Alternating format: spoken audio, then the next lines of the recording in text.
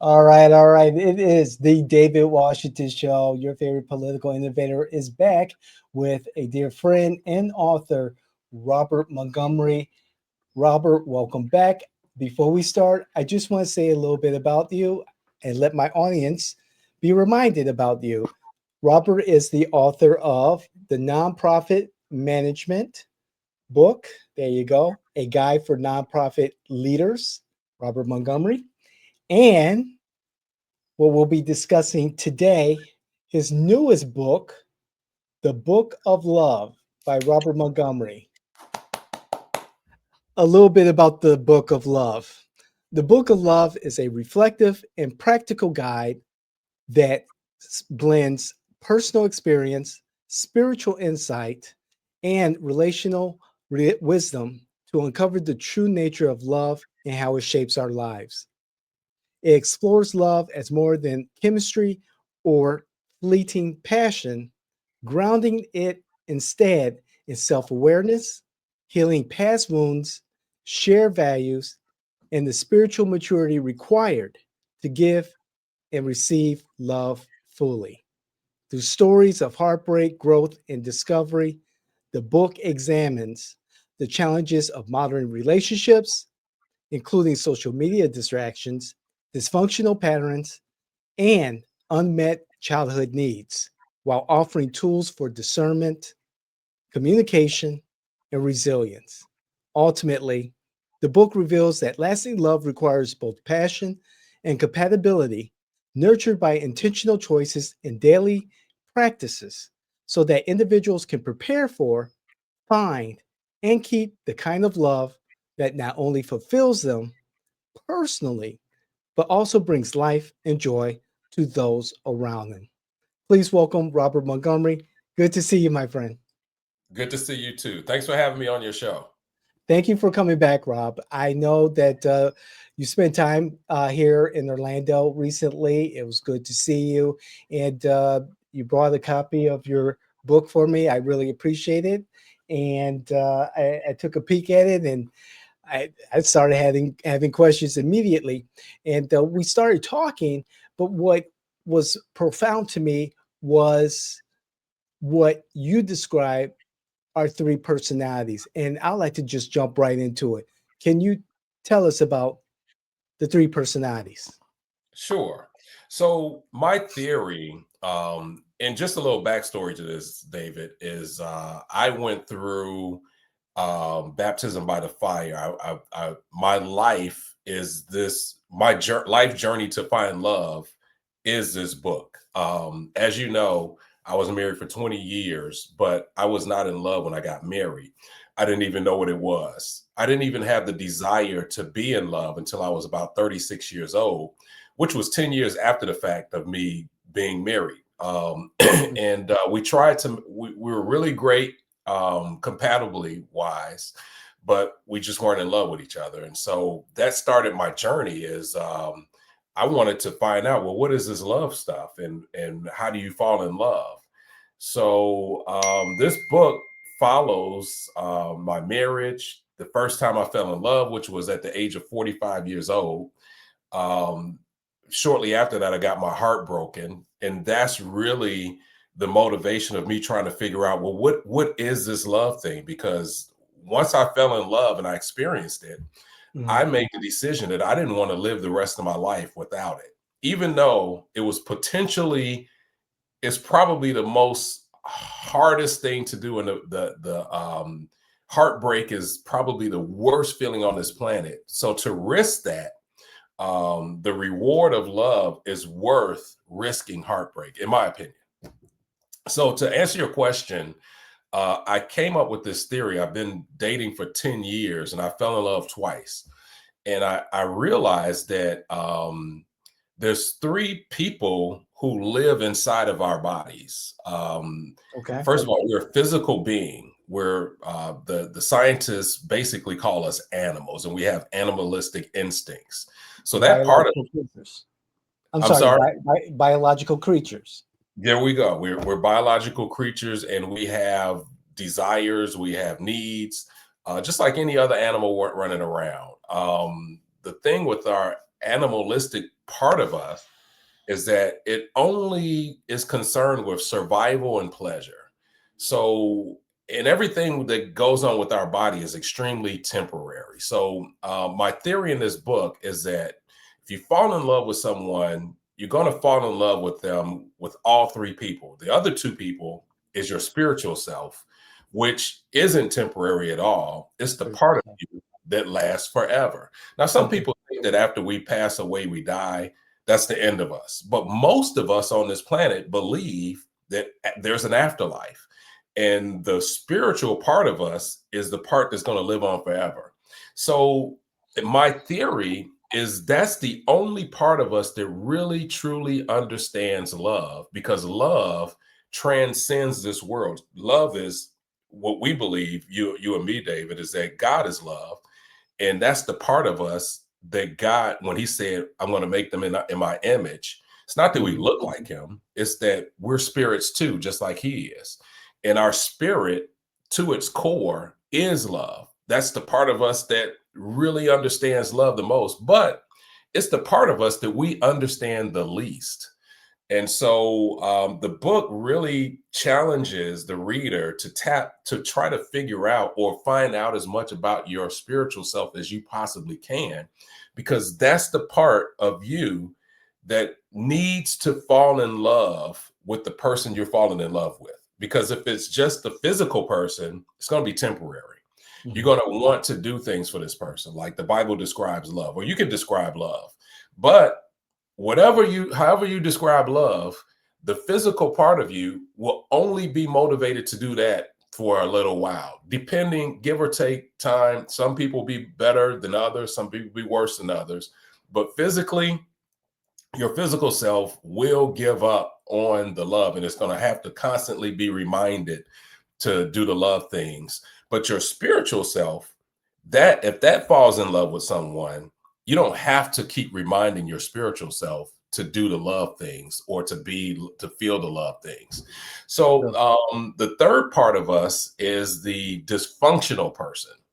And that's the part of us that, mm, if you're a psychologist, I'm a bootleg psychologist, so I mm, kind of understand it. It's some people call it a critical inner voice. Some people call it our conscious. Some people, there's something inside of us that we create when we're children that helps us cope with disappointment, with abuse. All of us as children had some type of trauma. Some of us way more than others. There's a scale from 0 to 10. None of us are a zero. Most of us are somewhere in the middle. Um, whether it's the disappointment of you're a middle child and you feel like your parents love your other siblings more than you, or it could be as severe as an uncle molesting you. It could be mild or severe, but my theory is based on the severity of your childhood trauma is the influence of this third person. And maturity really is what we need to overcome it. But now that we're adults, this third person, we really don't need it. But because it's been with us our whole lives, we trust it more than we trusted anybody else.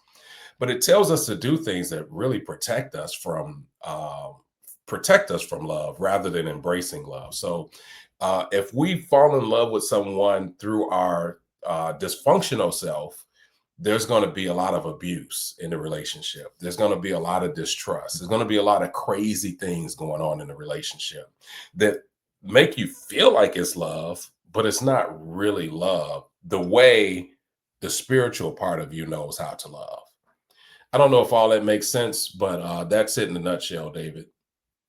well, Rob, let's break it down, and let's break down the dysfunctional Mhm. self uh, first, and because I think that's the most intriguing. However, I also believe that it's the psyche of the self that we as individuals uh, identify with the most, as you were saying.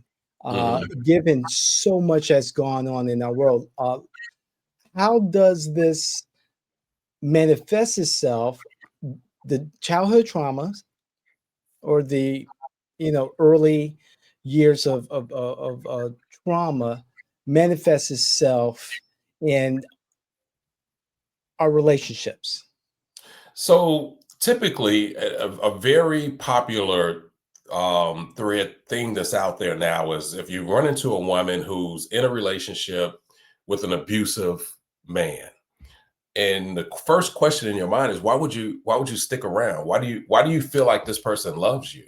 And it's because the love that she feels, or the connection that she has with this person, is through her dysfunctional self.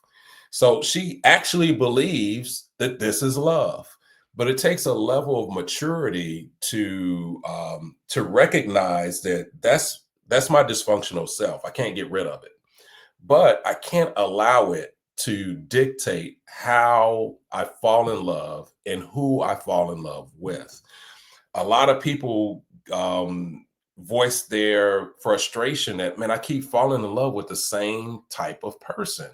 Why is this happening over and over and over again? Because they're allowing this dysfunctional part of them to feed their whole relationship world. It's like a mad dog that you have tied up in the basement. You got to keep it tied up in the basement. You feed it, you pet it, you take care of it, but it has its place. It's not, you can't let it upstairs and let it run wild in the house. You got to keep it in its place.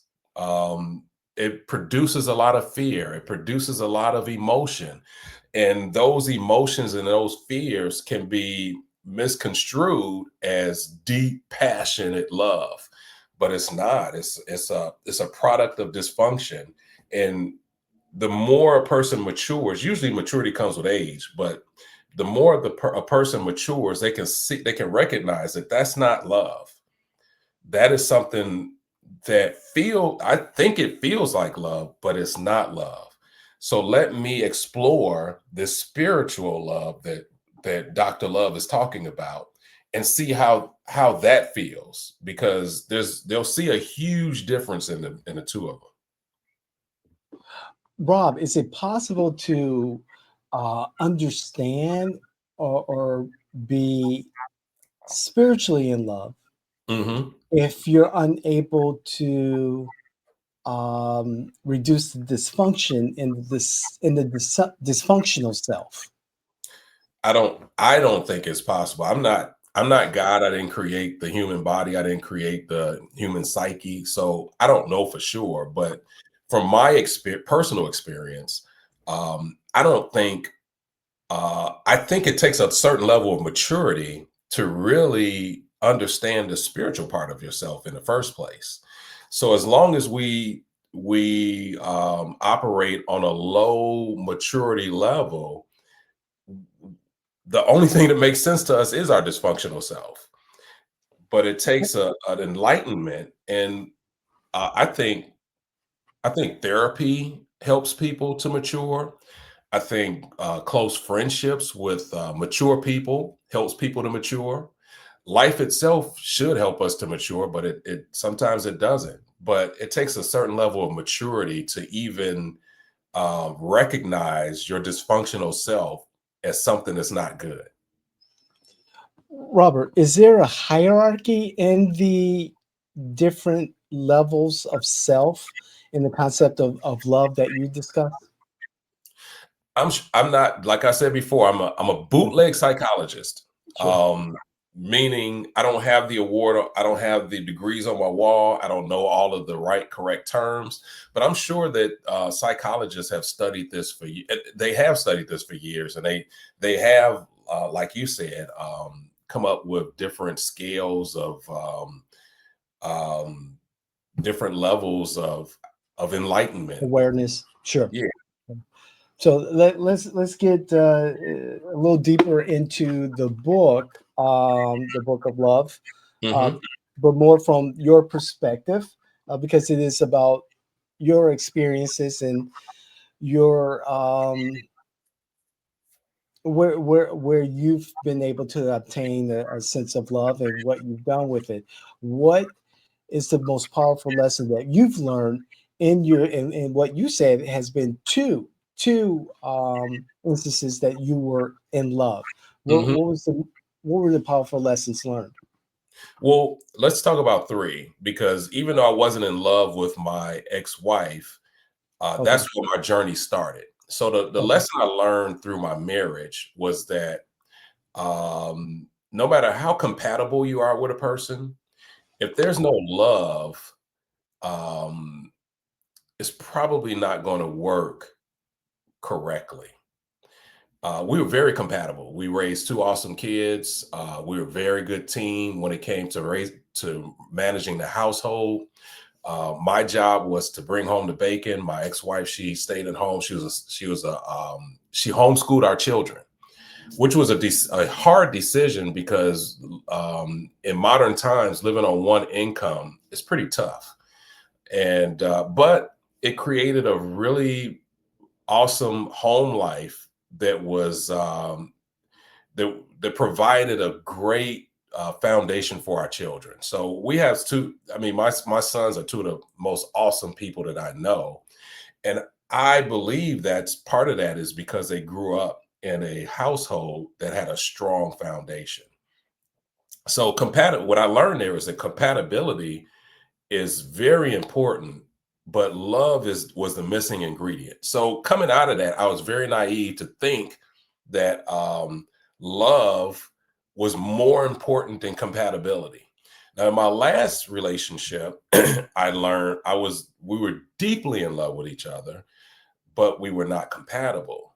And so what I learned in that is that no matter how much you're in love with somebody, compatibility is it takes away all of the chaos because even though I wasn't in love with my ex-wife, our life was not chaotic. We just didn't have passion for each other. We just didn't have that missing ingredient for each other. And so looking back, which one is better? Somebody asked me that, which one is better to have compatibility without love or to have love without compatibility? Well, it depends on what you're looking for. If you're looking for a balanced life, if you're looking for peace, compatibility is what brings you balance and peace all day long. Mm, Now, if you've been in love, if you've tasted love before, David, it's very hard to imagine life without it. So if passion is what you're looking for, and you don't really care about peace or chaos, then by all means fall in love on the spiritual level and not have compatibility. Your life will be chaotic, but you will have that passion that you're looking for. Ideally, you want both. You know, it's like sure. getting on an airplane that has two wings rather than one wing. Obviously, a, a airplane with one wing it cannot fly. But Right. if you want the optimal experience on an airplane, you're going to have two wings. So it depends on the person's opinion which one is more important. But I think both of them are important, to be honest with you. Well, and there's so much to unpack from what you stated in the biblical, type of love or the responsibilities of a man and his wife as his helpmate, and the roles that play in the household, and having that balance. There's another piece to unpack. Having peace also Hmm. is something that I love to unpack, and then that chaos mm, is something else I'd love to unpack with you. And I think more importantly, and this is going back to the balance part, having passion that what I describe that eagerness to wake up and see the person that you love, the woman that you love, laying next to you, that you're bonded together, that you're one, that you're wedded, and that this is the path that you both are taking, and then having that balance of both that passion and of that peace, and the regularities of life. There's so much to unpack, Rob, and to discuss, and I'm sure we're going to have a part two. a part three, a part four, Okay. uh, in regards to what we're talking about in the book of love. What is important to you?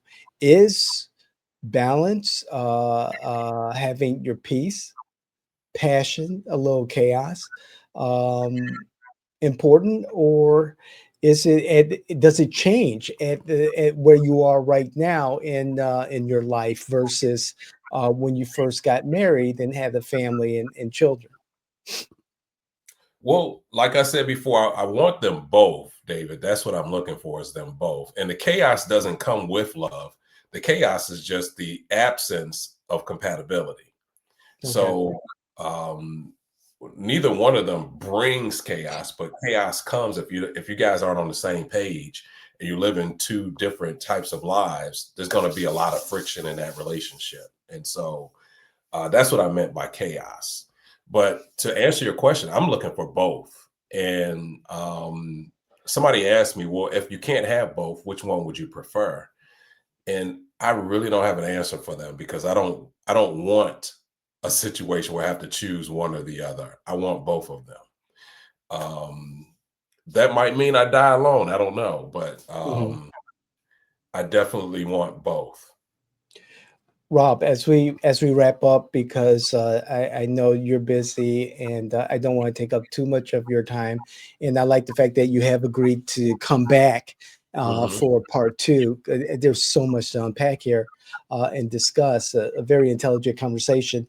Um, to take what you just said in closing about finding ultimately what you want in love and being comfortable with being alone, do you believe or do you think or do you know that many people, many men of our age, of our stature in life, of our station in life, and women of our age, our stature is station in life, are coming to those terms, understanding that perhaps compatibility is out of reach, and that you know being alone is the substitute.